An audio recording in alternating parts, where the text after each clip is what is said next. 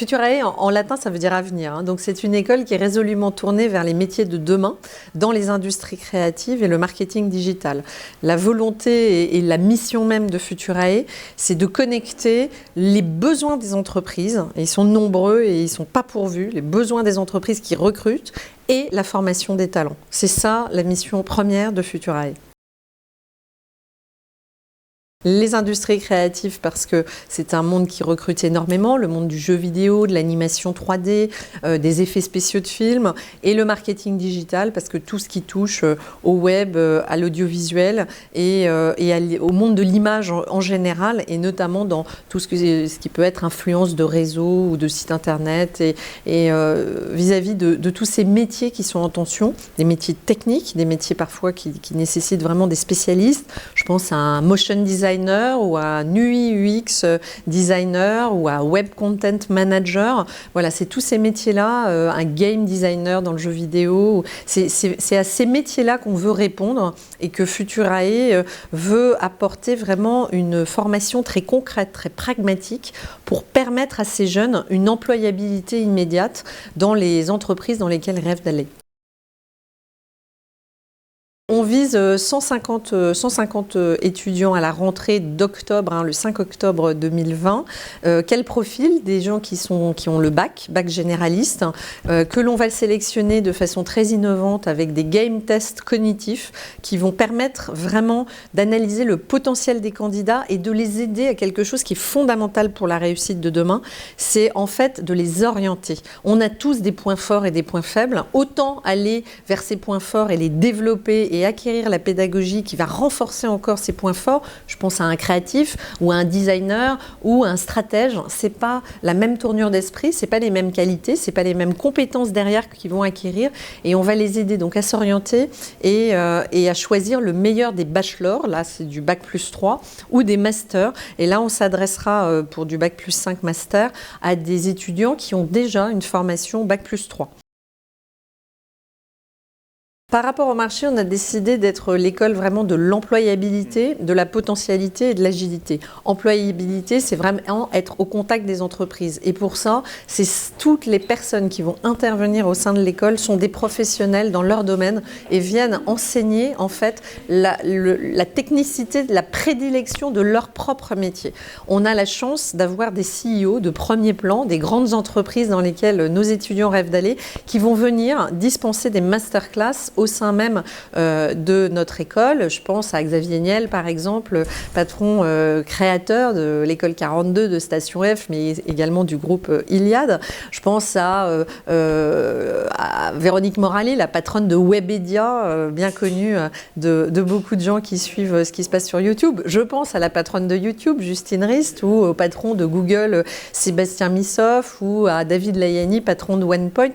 Bref, on a tout un tas d'intervenants inspirants qui sont des numéros 1, qui ont créé pour beaucoup leur entreprise ou qui dirigent des très belles entreprises dans le secteur, qui vont venir être présents au contact même des étudiants, ce qui est une force énorme pour nos étudiants parce que c'est ça aussi l'égalité des chances.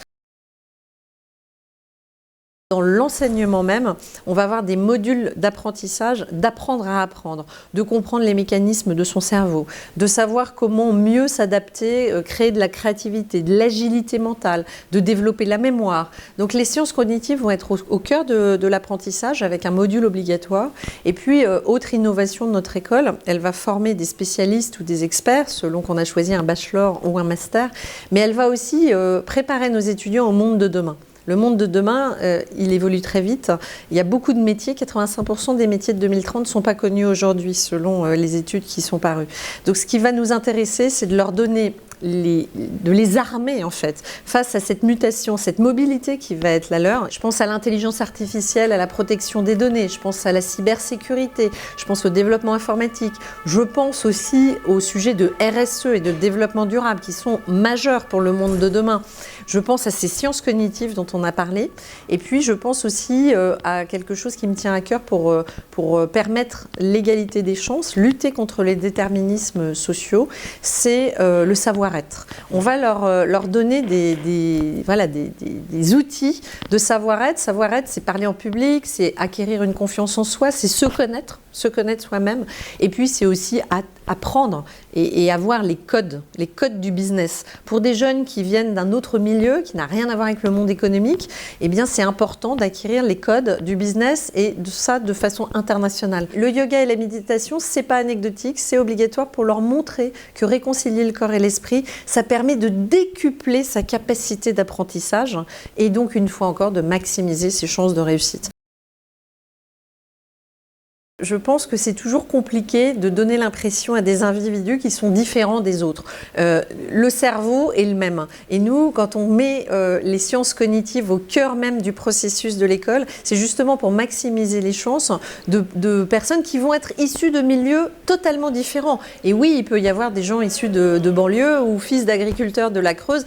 Tant mieux, c'est cette richesse qui nous intéresse. Mais en revanche, on va maximiser la capacité à les sélectionner et à justement, d'ailleurs, un bac mention très bien ou un bac mention passable sera traité de la même façon dans le processus de sélection puisque les deux vont passer les mêmes game tests cognitifs et les deux auront un entretien de personnalité et de motivation. On est obligé de mettre en place un système de prêts étudiants, de bourses au mérite ou de financement des scolarités directement par les entreprises si l'étudiant, lui, en retour, s'engage à rester dans l'entreprise pendant 2 à 3 ans, par exemple.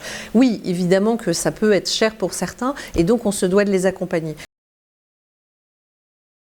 J'ai toujours considéré qu'il fallait effectivement essayer d'avoir plus de femmes et féminiser ces métiers. Et je crois beaucoup à la transmission, à l'exemple. Moi, je crois à la pédagogie et au fait de bien les informer et de leur donner envie. Et qu'elles se disent, tiens, au fond, ça peut être aussi pour moi. Et d'attirer les femmes comme cela, plus que par une politique de quotas, une fois encore. C'est la phrase de Thomas Jefferson, plus je travaille, plus j'ai de la chance.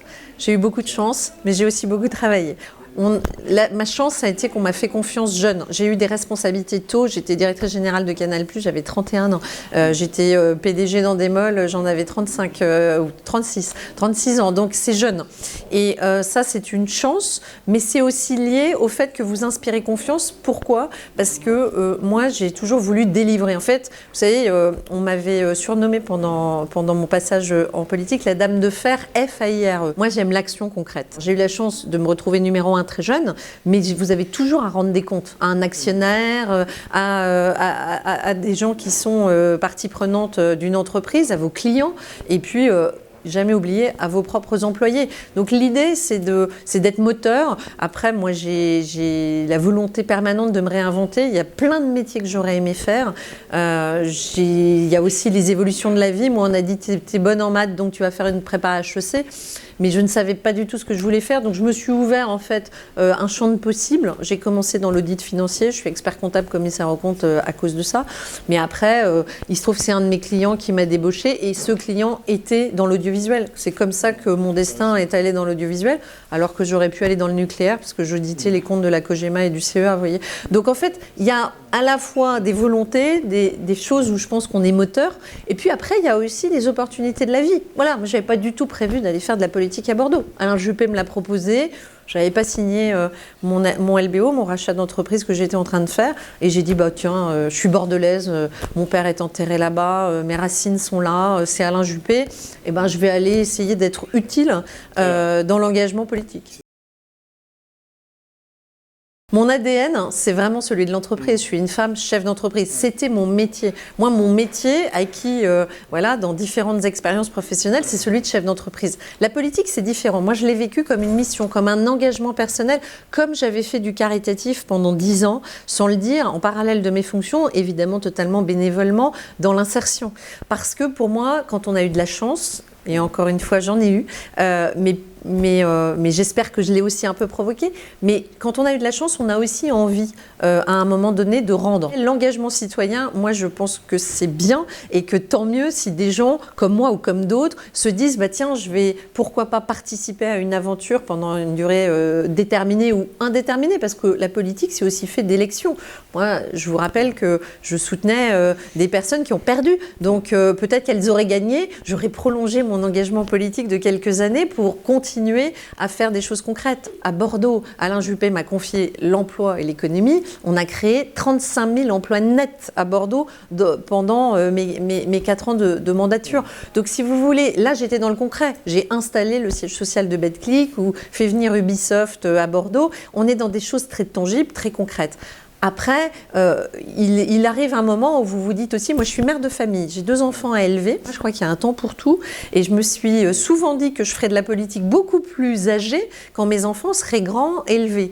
Alain Juppé m'a proposé, j'ai considéré que je ne pouvais pas dire non, j'ai dit oui, mais en même temps, mes enfants sont, ma fille elle est pré-ado, elle a 13 ans et demi, mon fils a 11 ans. Je pense qu'aujourd'hui, mes enfants ont besoin de moi. Et en faisant Futurae, j'ai l'impression de continuer dans cet engagement pour le bien commun, tout en étant dans le business, c'est-à-dire mon ADN. Dans les industries créatives, j'y ai passé 20 ans. Je crois que la vie n'est pas un long fleuve tranquille. Moi, je ne sais pas où je serai dans 5 ans, dans 10 ans, dans 15 ans. Je ne l'ai jamais su. Je ne le savais pas à 18 ans. Je n'ai jamais eu de plan de carrière. Je pense qu'il faut aussi, à un moment donné, s'investir par rapport à ses passions et là où aussi on semble qu'on se pense utile. Moi, aujourd'hui, en créant Futurae, j'espère avoir mon utilité dans un paysage à la fois de réconciliation de l'entreprise et de la formation qui, moi, me passionne. Et si vous voulez, j'ai retrouvé de l'envie, de la passion, du désir de donner le maximum à ce projet.